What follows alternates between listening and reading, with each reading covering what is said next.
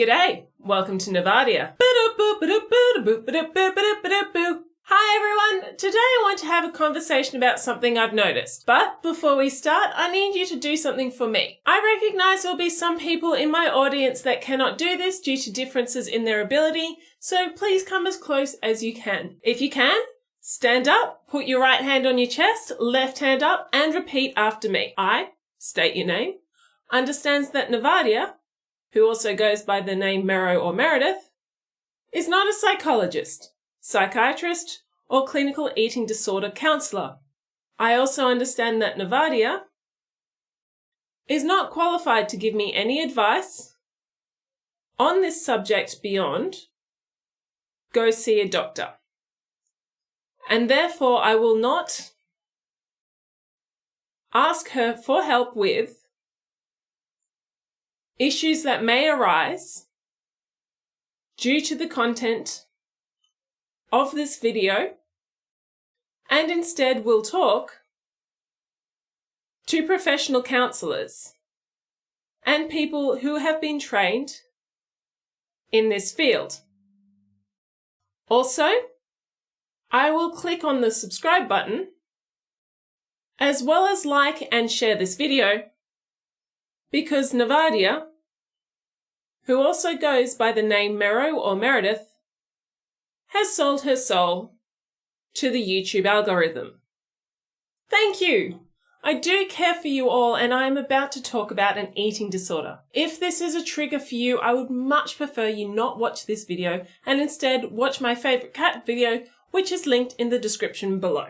As I mentioned, I am not a psychiatrist or a psychologist and I cannot give you clinical advice. However, I do have a teeny tiny platform and I use it to talk about damaging things and how we, as a community, can work together to spread awareness, love and compassion to people who are suffering. I've often noticed on social media how people mock strange behaviour. It's no better than the carnivals from the early 1900s using people who have physical disabilities or the bearded ladies as sideshow gags. You know, the freak show. I thought, being in the 3rd decade of the 2nd millennia, we would have evolved somewhat from the ancient Roman times. But, alas, we have not, hence this video. I'm thinking about doing a mini-series on misunderstood or unknown illnesses, both physical and mental, that are often targets for ridicule. If you have or know of any illnesses that fall under this category, please leave a comment or send me a DM on Twitter. Again, this is not clinical advice, but just a way to spread awareness. Think of this as part of the science communication branch on my channel. Of course, all of the links to my sources are in the description below. Since time immemorial, parents have suffered the curse of feeding fussy eaters. This makes sense because there's evidence that children have a higher density of taste buds than adults, so flavours are more extreme for children, which is why you'd be hard-pressed to find a kid that enjoys the same range of food as an adult. However, when these kids reach adolescence or adulthood, this fussy eating may develop into a rare disorder known as ARFID. ARFID stands for Avoidant Restrictive Food Intake Disorder and is known as Selective Eating Disorder. For consistency, I will refer to it as ARFID. It is a newly described disorder added to the DSM-5 in 2013. It describes severely restrictive dietary patterns, such as a small number of acceptable foods, without distorted body image, to the point it severely impacts health, social life and career. Think about it. Having restricted yourself to 4 different types of food will prevent you from going to dinner with your friends, job training, job Christmas parties, etc. Think about whenever you have food around people and remove that from your life. It's pretty crippling. ARFID can look very different from one person to the next, which is why it may be used as an umbrella term. Just like the term dementia is an umbrella term for the decline of cognitive function over time. It includes diseases such as Alzheimer's, alcohol-related dementia, Lewy body disease, and vascular dementia, amongst others. All people who develop ARFID avoid or restrict food intake in terms of overall amount, range of food eaten, or both, regardless of the cause of their problem. It is important to remember that people with ARFID do not have body image issues, and this disorder generally comes with aversion to types of food. An example of a diet of a person suffering from ARFID may be potato chips of both types, chicken nuggets, bacon, white bread, and that's pretty much it. Some people are even more restrictive and will only eat 2 types of food. To quote a very well-mined article, to meet the criteria for ARFID, the food restriction cannot be explained by a lack of food, a culturally sanctioned practice, such as religious reason for dietary restriction, or other medical problem that, if treated, could solve the eating problem. People with ARFID tend to like similar foods, particularly bland, salty, or processed foods. Fruit, vegetable, and alcohol tend to be avoided, but light beer and carrots are generally okay. Before you judge them or their parents, let me explain a few potential causes of this disorder. One cause could be an aversion to the taste, texture, smell, or appearance of the type of food. This is why it's commonly found with autism, because autistic people process sensory inputs differently than allistic people or people without autism. Everyone has that nails on the chalkboard feeling with at least one thing, but imagine having that with the majority of the food that you encounter. Other disorders that can be found with ARFID are anxiety disorders, ADHD, obsessive-compulsive disorders, and other eating disorders. Another cause could be a distressing experience with a particular type of food. We all know someone or even have a story ourselves of a bad night on a particular type of alcohol that now must be avoided. Absinthe is mine, by the way. I just can't go near it. It's bleh.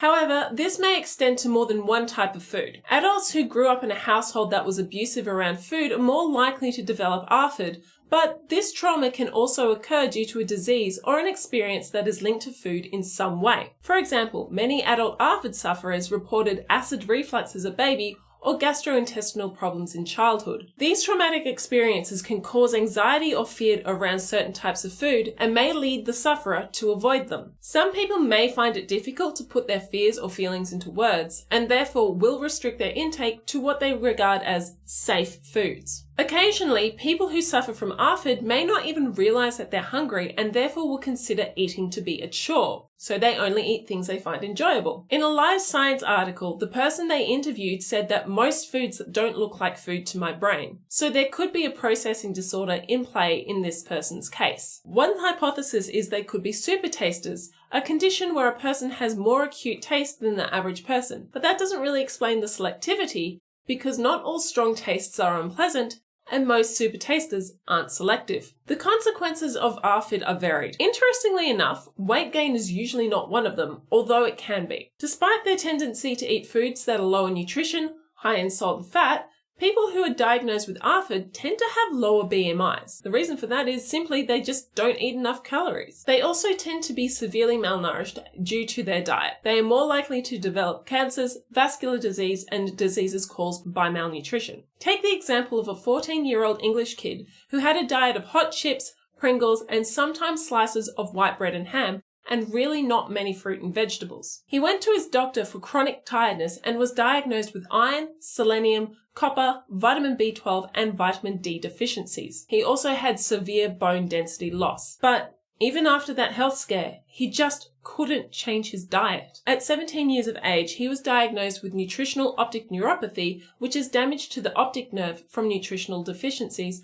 and is most commonly found in developing countries. He still has peripheral vision, but that means he will never drive or read a book and has trouble recognizing faces. He is also partially deaf. It isolated him and will continue to impact him for the rest of his life. People with ARFID often express frustration with their diets. They recognize the negative impacts on their lives, including problems with their friends and family. It frequently is a cause of embarrassment, which then in turn causes sufferers to go to great lengths to hide it, including avoiding socializing or lying about why they aren't eating. It is important to stress here that they aren't doing it to be difficult or obtuse. The vast majority of people who suffer from it would love to be able to eat more types of food, but they just simply can't. Now that I've explained what this eating disorder is, here's what I've noticed. There are plenty of examples on social media, television, print media, and the internet where we, as a group, ridicule ARFID sufferers. People with ARFID are often accused of being lazy, snobby, privileged, fussy, overly emotional, and picky,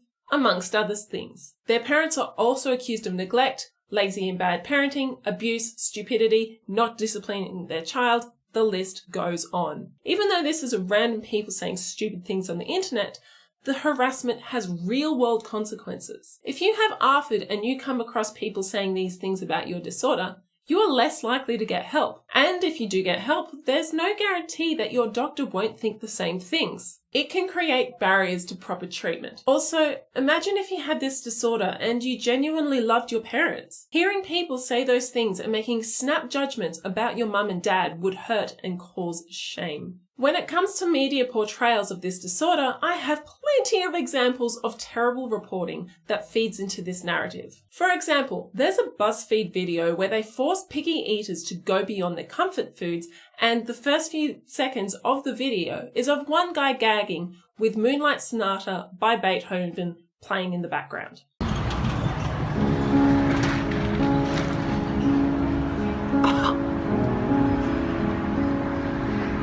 Oh God, it's like eating a pimple. Oh God. He is clearly in quite a lot of discomfort, and this music belittles and diminishes his pain. In another video titled French Fry Addict Has a Meltdown Over Eating a Carrot, which is clipped from a TV show called Freaky Eaters, a woman is put through trauma for the audience. Yes, it's eating a carrot, but to her it may be the same level of anxiety and distress that you might experience if you are asked to jump off a 300-meter high ledge. Demanding she eats a carrot only reinforces the bad experience with eating outside of her comfort food. She needs help, not ridicule. The video itself is quite understanding, but the clickbait title is not, and the comments reflect it. People made light of the fact that eating a different coloured French fry was described as intense therapy, even though to her, it clearly was. Someone even made the comment that she chose to have an eating disorder. And to make it better, someone else suggested physical abuse and starvation for a week to cause desperation. How is that acceptable? Other print news media does do a good job at not being horrific to the person who suffers from this eating disorder in the body of their articles, but poison the well with headlines like, "What the cluck? Woman who ate chicken nuggets and chips for dinner every day for 24 years is cured of food phobia after an hour of hypnotherapy." By the way, that's not a headline. That's a fucking novel. While I'm not disparaging hypnotherapy, this article is dangerous for many reasons. First of all, it's claiming a cure for this disorder. While, yes, it worked for her, it subtly implies that the cure is simple and easy and everyone who has this disorder will be able to overcome it in one simple therapy session. By extension, those who don't are deficient in some way. This is never the case. What if a person doesn't respond to hypnotherapy? What if they don't have a hypnotist somewhere nearby? Hypnotherapy is expensive and is often not covered by the healthcare system or insurance, so what if someone can't afford it? As soon as I read something like this, red flags start waving. A quote from the article states, Felix Economakis, who runs the health clinic in northwest London where Louise went for hypnotherapy, said, "Hypnosis is very effective for treating selective eating disorder because I know how to negotiate change within the subconscious mind." Let's just ignore all the woo that guy just said. A person who sells themselves as a silver bullet screams snake oil salesman to me. Try it out if you are desperate, but please don't blame yourself if it doesn't work. Remember that 17-year-old with optical neuropathy from earlier? I found an article by The Sun about him. Link, of course, is in the description below. The article did a half-assed job at explaining ARFID in the sense that they never named it or used generic terms like eating disorder. So instead, I probably should say that they didn't explain it at all. They used the term nutritional optic neuropathy, so they can't use the excuse of making it easier for the consumers to understand. In my opinion, it was a rag piece designed to laugh at an anonymous person where they actually gave this person's first name. So they even broke that person's anonymity. Utterly irresponsible. In a spectacular show of bad judgments, of course, I decided to read the comments. Maybe due to the article neglecting to mention the boy's eating disorder, or maybe due to a cultivated audience of judgmental assholes, multiple comments called the mother abusive, lazy, neglectful, a bad parent, and stupid. Especially since in the article, she blamed the NHS for not picking up his eating disorder beforehand. The way the article was written, it seemed like she was blaming the NHS for not feeding him correctly. Frankly, this article I read was horrendous journalism and the Sun should be ashamed of itself. But then again, the Sun lost all semblance of shame years ago. Articles, videos, and comments like this actively discourage the much needed conversation around eating disorders, especially those most recently discovered and described. So what can we do as a community? Bad reporting on disorders, especially clickbait titles, need to be called out, and the stigma against mental health issues needs to be attacked. The shaming and belittling of a person's distress needs to stop. If it's okay for you, it doesn't mean it's okay for someone else. Listen to their concerns. Does something sound off? Like, is there more to this story? If so, research it. CBS News did their own article on the boy that was blinded by his diet. In it, they talked about his 2013 diagnosis of ARFID, which was 6 years before the article was published in 2019. They also included links to their sources, which The Sun did not. As a rule of thumb, if an article does not link their sources, take everything they say with an iceberg-sized grain of salt. And if the links go back to the same website or dodgy sources, you should be suspicious. What else can we do as a community? Advocate. Talk about things you are interested in but you don't often see in popular media. But don't become preachy. People can be willing to learn if you are polite, friendly, and patient. First impressions last. If a person's first interaction with ARFID is the Sun article, they're more likely to dismiss this genuine disorder as fussy eating rather than the serious illness that it is. If you yourself have a disorder, and I mean any disorder, you can often find online help through blogs, YouTube channels, and online support groups. When you do, share them around on social media. I've linked a few resources below if you or someone you know has ARFID. I have also linked the case study that was published in the Annals of Internal Medicine on the kid who became blind. Learning and speaking about your disorder humanizes it, and eventually, over decades, it will go from something that is considered to be weird and ridicule-worthy to something that is taken as seriously as cancer, because only assholes laugh at cancer. Anyway, I hope this helps. If there's any other misunderstood disorders that you think I should tackle, please leave it in the description below or send a DM to me on Twitter. I'm thinking about doing ADHD and a subset of body dysmorphic disorder where a symptom of it is having an overwhelming need to get plastic surgery. Body dysmorphic disorder is a very complicated and multifaceted disorder, and I will only be talking about the plastic surgery aspect of it when I do that video. In the meantime, don't forget, don't give yourself the raw prawn. I just also want to say thank you to my wonderful patrons, especially my $10 Redback Spider patrons, Ada Furball, Lauren Hart, Amanda Vogue, Mary Civitano, Ross Devereux, and Atheist Pastor. Also, I want to say a very special thank you to my $35 Irukandji patron, Osman Cumber. Please stay safe, and if this caused any sort of distress, please go and seek some help. I do genuinely care about you.